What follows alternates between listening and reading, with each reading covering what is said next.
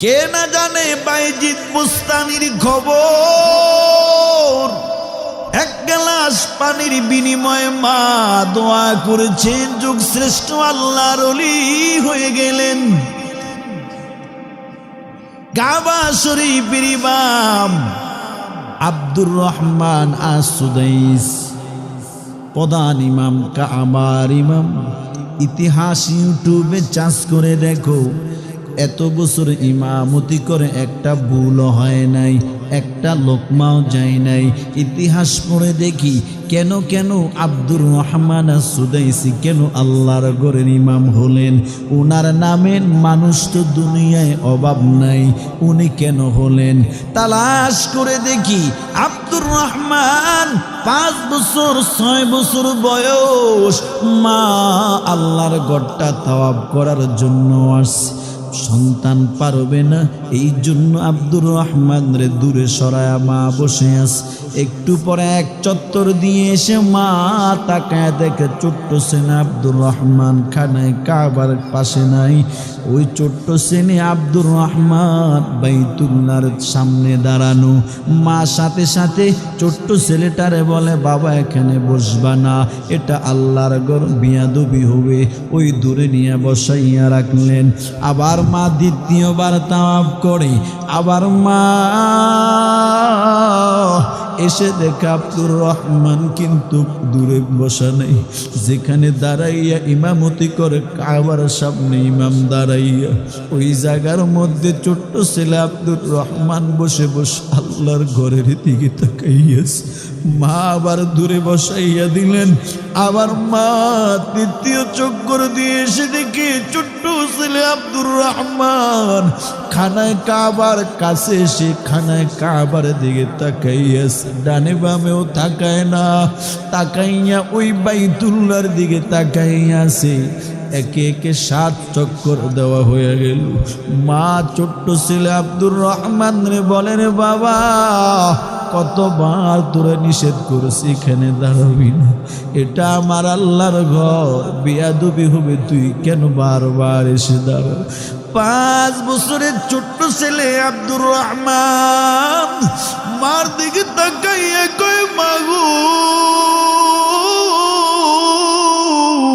তুমি আমারে যতই দূরে সরাইয়া দাও, কে যেন আমার বাইতুল্লাহর দিকে টানতেছে, আমার বাইতুল্লাহর দিকে টানে। ও মা, পৃথিবীতে কত ঘর দেখলাম, এই ঘরের মতো এত সুন্দর দামি ঘর আর দেখি নাই। মা বলে, তাই নাকি?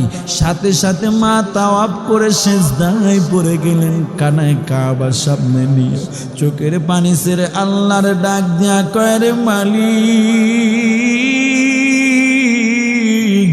আমার এই ছোট্ট ছেলে আব্দুর রহমান বলে, তোমার ঘর নাকি তার কাছে বড় মায়া লাগে, তোমার ঘর নাকি তার কাছে বড় ভালো লাগে। তুমি তো বলছো মার দোয়া তুমি খালি ফিরাও না, বাবার দোয়া খালি ফিরাও না। এই মাত্র তোমার ঘরটার 7টা বার চক্কর দিয়ে আসলাম, তোমরা পালন করলাম, তাওয়াফ করে আমি আল্লাহ মা হই। আজকে দুনিয়ার কিছু আমার সন্তানের জন্য চাই না।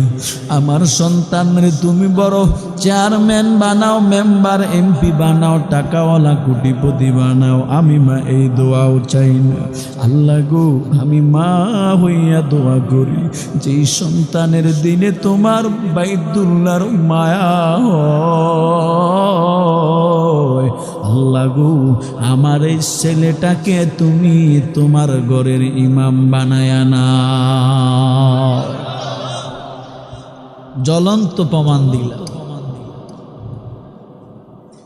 3 শ্রেণীর দোয়া আল্লাহ খালি ফিরায় না। 1 নাম্বার, মা বাবা যদি সন্তানের জন্য দোয়া করে, ওই দোয়া আল্লাহ খালি ফিরায় না।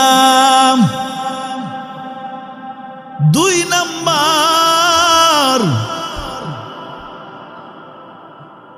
মাজলুম যদি দোয়া করে, যে অসহায় গরিব দুর্বল, আপনার লাঠির শক্তি বেশি, আপনি তার উপরে লাঠি দিয়ে আঘাত করলেন, আপনার গায়ে শক্তি বেশি, তাকে আক্রমণ করলেন, আহত করলেন, রক্ত বাহির করলেন, অথবা হামলা মামলা দিয়ে জেলে ঢুকাইয়া দিলেন।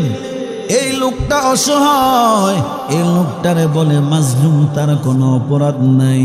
আপনি লাঠির জোরে, শক্তির জোরে, টাকার জোরে, ক্ষমতার জোরে তার উপরে জুলুম করলেন। যে জুলুম করে তাকে কোরআনের ভাষায় বলে জালেম, আর যার উপরে জুলুম করা হয় কোরআনের ভাষায় তাকে বলে মাজলুম। মাজলুম ব্যক্তি যদি দুনিয়ার কোনো আদালতে তার বিচার হবে না, কারণ সেই দুর্বল। এই মাজলুম ব্যক্তিটা যদি সেজদায় পড়ে আল্লাহর আদালতে বিচার দেয়, আকাশ থেকে ফয়সালা আসতে বেশি দেরি হয় না।